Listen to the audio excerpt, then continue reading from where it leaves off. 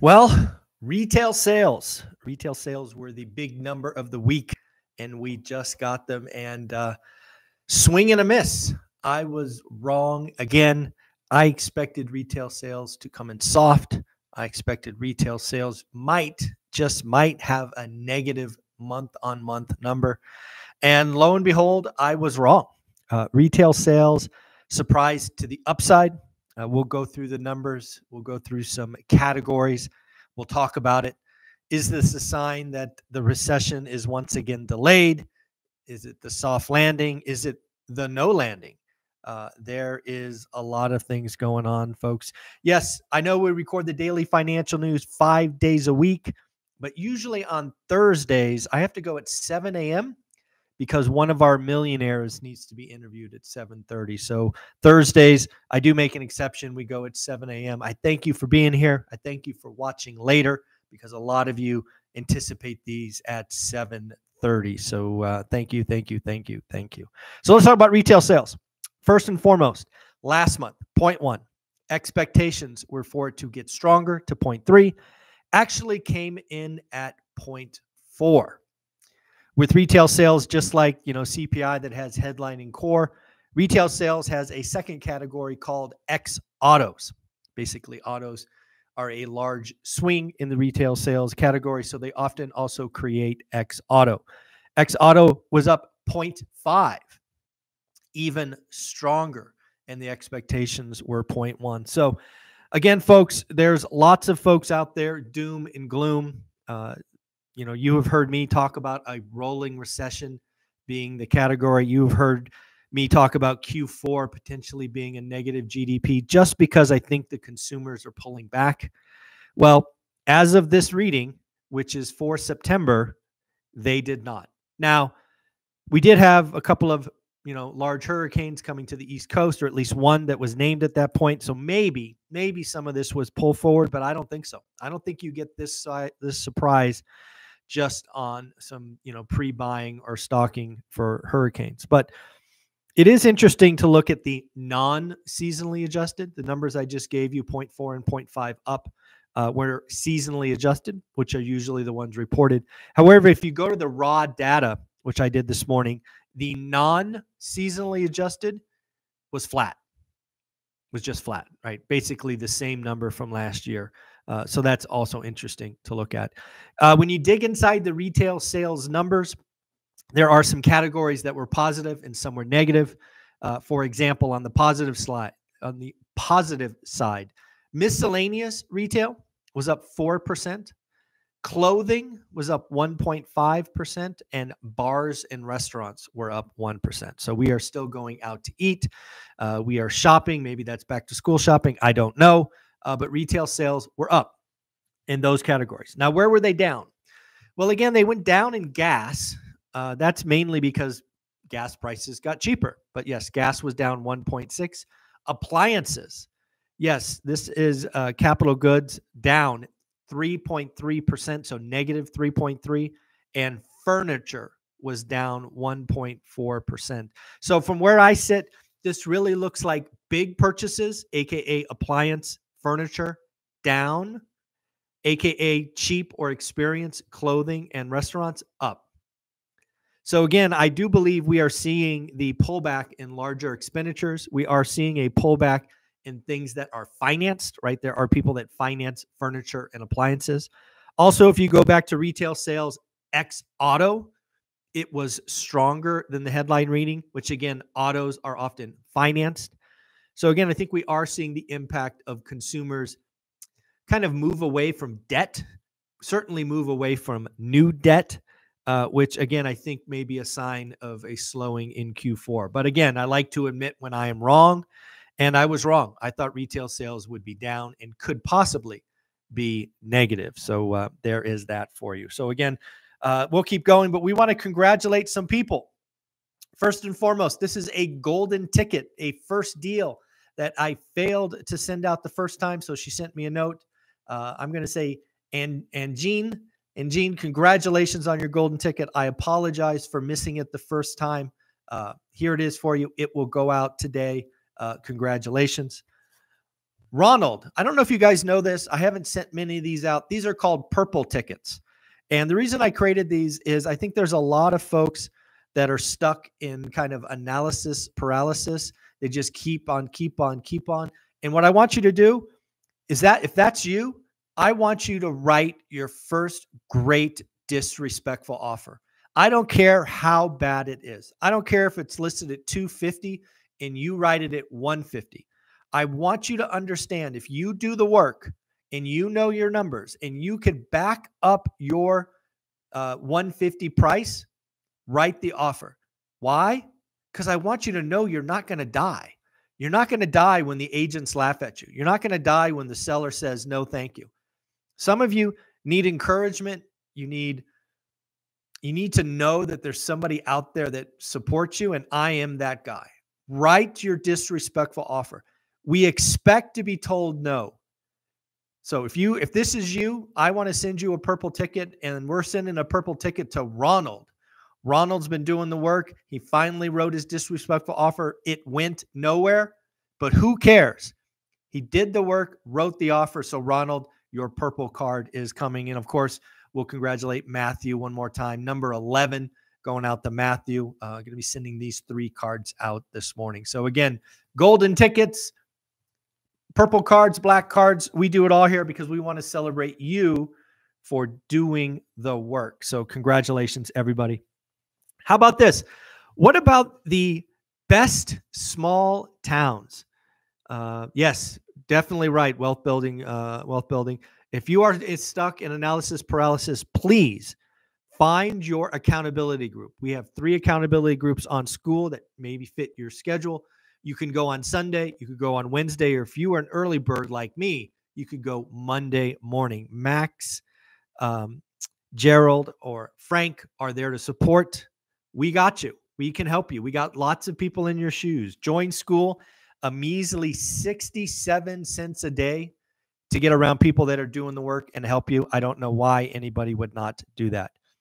Let's go back to this list. Wealth Hub. Wealth Hub produced a top 10 list of small cities. Top 10 list of small cities defined as 25,000 to 100,000 people. It looked at affordability, economic health, education, quality of life, and safety. What I'm going to give you is the top 5. If you want the top 10, just go Google Wallet Hub top 10 list small cities. I'm sure it will come up. Number 5, Appleton, Wisconsin. Number 4, Fisher, Indiana. Number 3, Lexington, Massachusetts. Number 2, and the second from Wisconsin, Brookfield. And number 1, the second from Indiana, Carmel, Indiana. So again, folks, those are the top 5 small cities. Let me know. Anybody that watches this, invest in, live in, it can validate this list. Is Carmel, Brookfield, Lexington, Fisher, Appleton, are these quality small cities? I'd just love to know. Was this list bought and paid for? Was it true analysis? You just never know. Guys, I don't know if you remember my story, but one of the stocks that got me, or actually helped me turn $7,000 into 200 was Cisco Systems. Ultimately, it went against me. But you've heard me talk about what I believe NVIDIA and Cisco are very similar.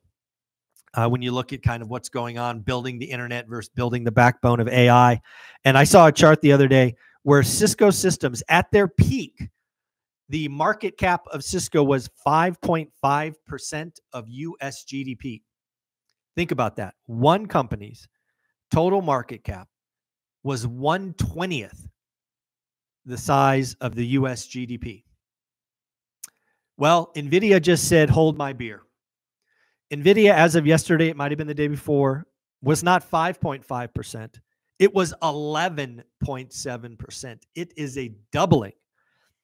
So AI is clearly running and gunning. NVIDIA's 11.7% of US GDP. And let's not forget, GDP is bigger today than it was back in 2001, 2002, whenever Cisco peaked.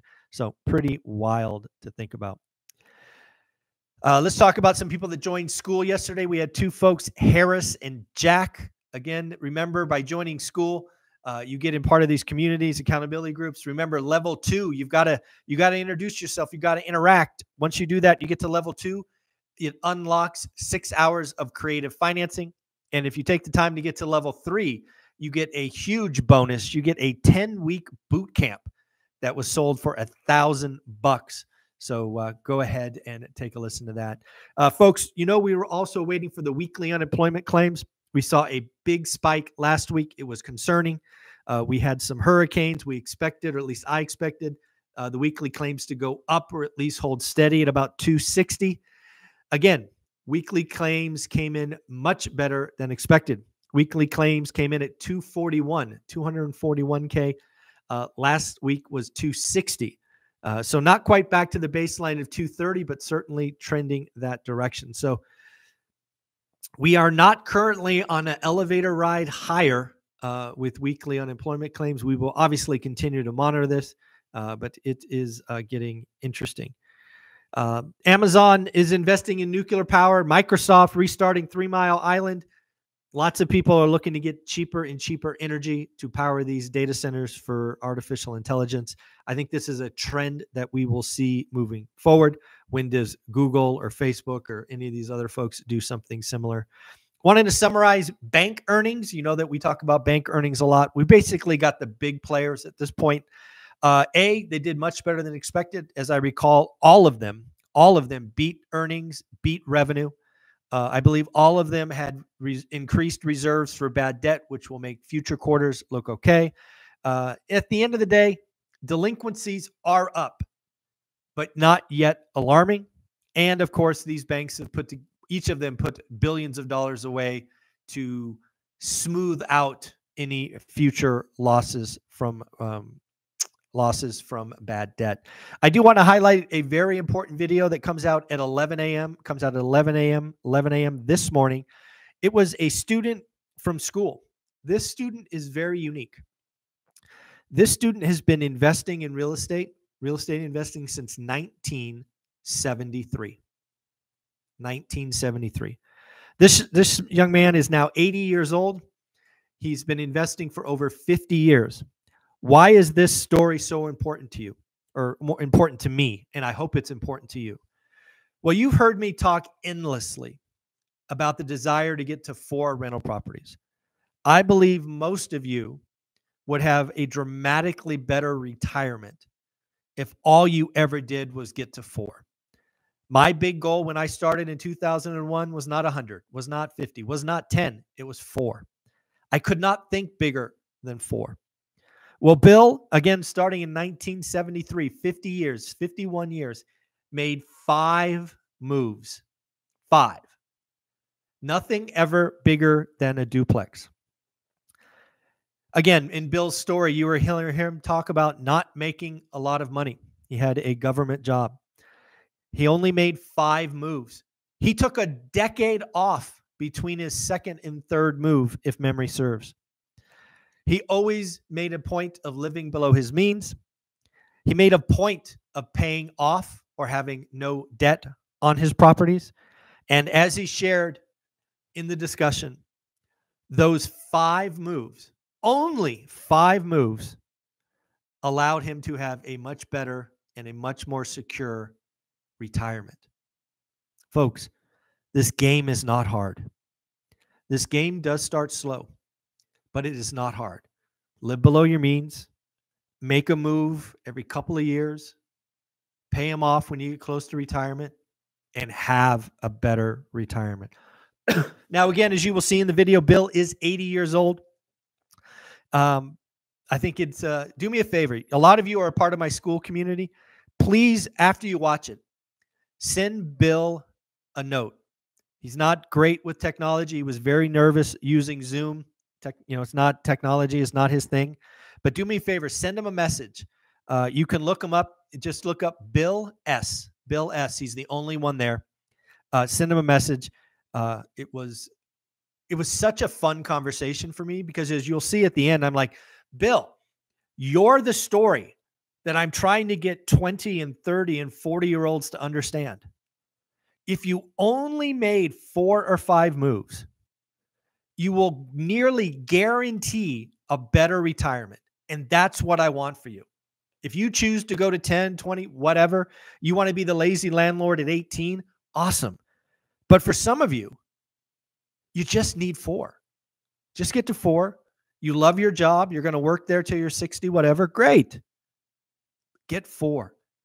Listen to Bill talk. He says if he didn't have his real estate, he'd be in real big trouble. He couldn't afford his rent. Think about that. Think about that.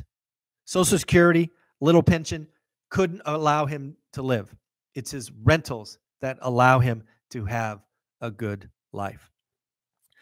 All righty, folks, we are about 100 days out from the Vegas event. Frankly, you need to start buying your tickets. You need to start booking airfare and hotels. You can find the agenda on Eventbrite. I would hate for you to miss it. I would hate for you to overpay for airfare or hotels. You know, we're going 2 days. We're going 12 hours day 1. We're feeding you 3 times, lunch and dinner, 6 hours of networking in the VIP section. We got some surprise goodies coming. Buy your tickets now. Let's sell this thing out. I think we're still at 96 tickets sold. But yes, we're nearly 100 days out. It's time to buy tickets. It's time to get there. And then lastly, I did a survey. Again, as you guys know, I'm not a huge user of YouTube. I just record and publish. I don't edit, do anything like that. Somebody made a suggestion yesterday I should do a survey. And I did. I didn't know it was easy. So I did a survey. Thank you for participating. What was that survey? If you remember in the daily financial news, I asked a question. Who is better off today than 4 years ago? Now, the survey is still out there. You can feel free to take it, leave some comments. But this is what I took away from that survey thus far. 100% of my audience, 100% of my audience is doing better today on a wealth or net worth scale. Now, of course, that doesn't surprise me.